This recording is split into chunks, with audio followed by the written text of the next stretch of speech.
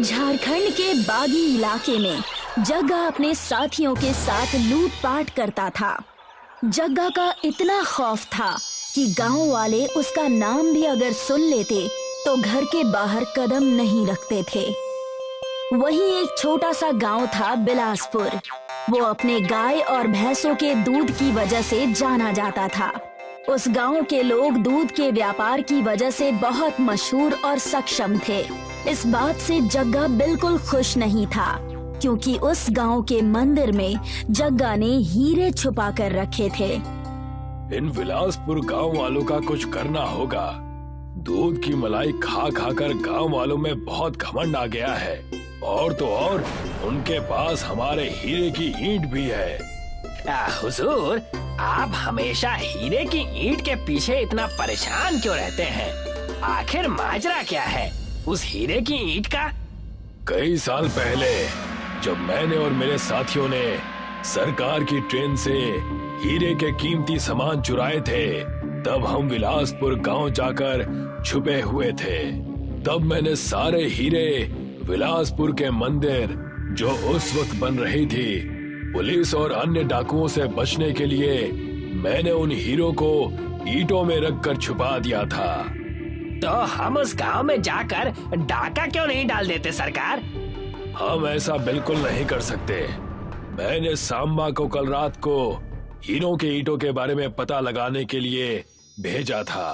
वो यहाँ आता ही होगा। जग्गा और डाकू बात कर ही रहे थे कि वहाँ पर सांबा आ गया।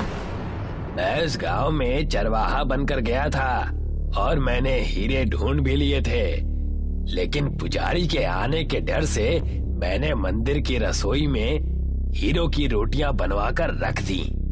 इतनी हेर फेर से मेरा दिमाग फटा जा रहा है। हमें कैसे भी करके उन हीरे की रोटियों को तलाशना होगा। मालिक, मालिक, एक जरूरी खबर आपको सुनानी है। अरे फिर जल्दी कहता क्यों नहीं है? और तो इतना हाँ क्यों रहा है?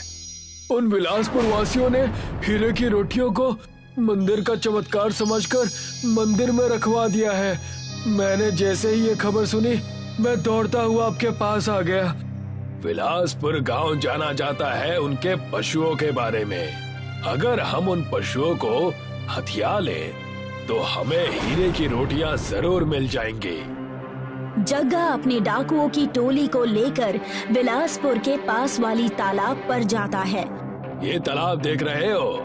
यहाँ पर बिलासपुर के पशु हमेशा पानी पीने आया करते हैं। तो हमें यहाँ सुबह तक रुकना है और उन्हें बंदी बनाना है ना सरकार? कुछ भी मत बोलो और मेरी बातें अच्छे से सुनो। इस तालाब में बेहोशी की दवाई मिला दो। जब सुबह उनके पशु इस तालाब से पानी पीने आएंगे तो वो सब बेहोश हो जाएंगे। जग्गा की बात सुनकर उसके साथीदारों ने ऐसा ही किया। सुबह जैसे ही बिलासपुर के पशुओं ने, यानी कि गाय, भैंस और बकरियों ने उस तालाब का पानी पिया, वो वहीं बेहोश होकर गिर गए। अरे ये क्या हो गया? अनर्थ हो गया। ऐसा कैसे हो गया? अब हम क्या करेंगे? अब हम क्या करेंगे? ये मेरी आखिरी संपत्ति थी जो कि तबाह हो गई। सारे ग्वाले वहाँ रो ही रहे थे कि जग्गा के साथ ही दूसरे गांव के ग्वाले बनकर वहाँ पर पहुँच गए। अबे क्या हुआ भाई? तुम रो क्यों रहे हो? हमारे बिलासपुर गांव की गाय और भैंस दोनों ही गिर गए हैं। हे भगवान! तो चिंता किस बात की? हमारे गांव में बड़े महान तांत्रिक आए हैं, वो इन्हें जल्दी से ठीक कर देंगे। तो इतना सोच क्या रहे हैं? उन्हें जल्दी से बुलाइए। उन्हें देखकर ग्वालों को उम्मीद की किरण नजर आने लगी। जग्गा तांत्रिक बनकर वहाँ आ गया। तुम सब इतने परेशान ना हो, पशुओं को कुछ नहीं होगा। अगर आप उन्हें ठीक कर सकते हैं तो कृपा करें, वरना हमारा रहना दुश्वार हो जाएगा। जग्गा उन ग्वालों के पशुओं की जांच करने का नाटक करने लगा। इन पशुओं को तालाब के जहर वाले पानी ने बेहोश किया है। अगर तुम सब चाहते हो कि ये सब ठीक हो जाए तो तुम्हें एक शर्त पूरी करनी होगी। ऐसी कौन सी शर्त है जो हमें पूरी करनी है?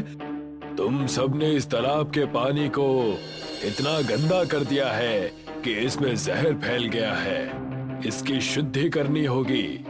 इसलिए तुम्हें चमत्कारी रोटियां जिसके चर्चे हर जगह हैं, उसे इस पानी में डालना होगा और इस तालाब की शुद्धि हो जाएगी और तुम्हारे सारे पशु फिर से ठीक हो जाएंगे। तुम सच में तांत्रिक हो या कोई और? अब जो ये कह रहे हैं वो बिल्कुल सच है। तुम्हें ऐसा करना ही चाहिए। कभी कभी गांव वालों पर बुरा साया आ जाता है। तांत्रिक जी का कहा मानना चाहिए। हमारे पास कोई और चारा भी नहीं है। हम बिल्कुल ऐसा ही करेंगे। जग्गा को तांत्रिक के वेश में देखकर गांव वाले उसे पहचान नहीं पाए और बिलासपुर गांव जाकर हीरे की रोटियां ले आए। तब तक तुम एक काम करो, उन पशुओं को कहीं छुपा दो। अगर वो होश में आ गए तो हमारा काम बिगड़ जाएगा। मैं उनसे सारे हीरे की रोटियां लेकर रख लूंगा।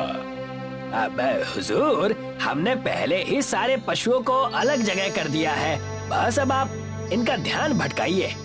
अगर हमें वो हीरे की रोटियां मिल गई तो हमें जिंदगी भर बस नाच दिखना है और मजे करने हैं। उतने में ही वहाँ पर गांव वाले हीरे की रोटियां लेकर आ जाते हैं।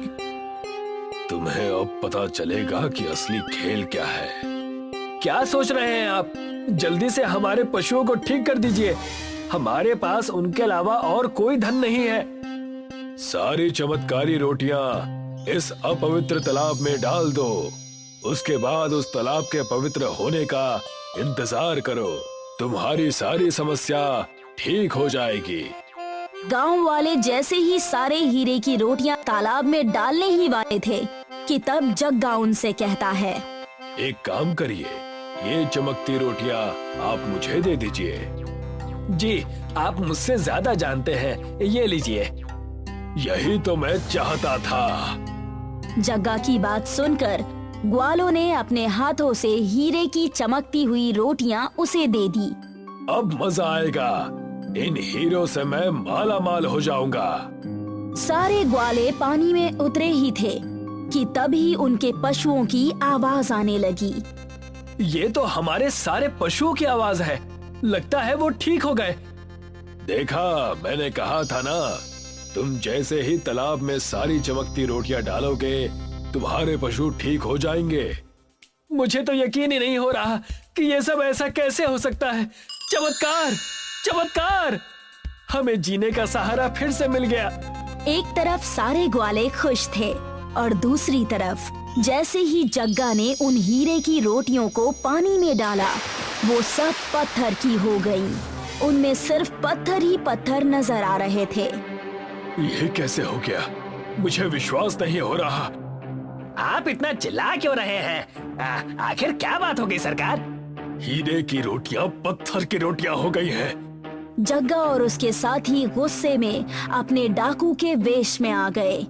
उन्हें डाकू के वेश में देखकर सारे ग्वाले डर के एक कदम पीछे हो गए। अरे ये तो डाकू जग्गा है। हमसे हमारी चमत्कारी रोटी चुराने आया है। जग्गा की टोली संकट में आ चुकी थी। तभी उन पशुओं में से एक गाय में गौ माता प्रकट हो गई। तुम सबने इस तालाब के साथ साथ पशुओं को भी हानि पहुंचाई है और उसका परिणाम तुम्हें पत्थर के रूप में मिला है। मैं तुम्हें श्राप देती हूँ। अब से तुम और तुम्हारा गिरोह इस तालाब से 100 मीटर की दूरी भी पार नहीं कर पाओगे। तुम्हें अपना सारा जीवन यहीं बिताना होगा। नहीं, ये छल है। जग्गा के साथ छल हुआ है। जग्गा और उसकी टोली ने खूब प्रयास किया, लेकिन वो उस तालाब से दूर नहीं जा पाए। गौ माता के आशीर्वाद से सारे गांव वाले बहुत खुश हो गए और सारे पशु अच्छे से फिर से चारा खाने लगे। ये देखो, ये पत्थर की रोटियां अब फिर से हीरे की हो गई हैं। इन्हें हमें मंदिर में जाकर सुरक्षित रखना होगा। ये भी कोई कहने की बात है। हम बिल्कुल ऐसा ही करेंगे। सारे गांव वाले हंसी खुशी बिलासपुर में दूध का व्यापार करने लगे और सभी लोग खुशी खुशी अपनी जिंदगी बिताने लगे और जोरों शोरों से दूध का कारोबार फिर से शुरू हो गया।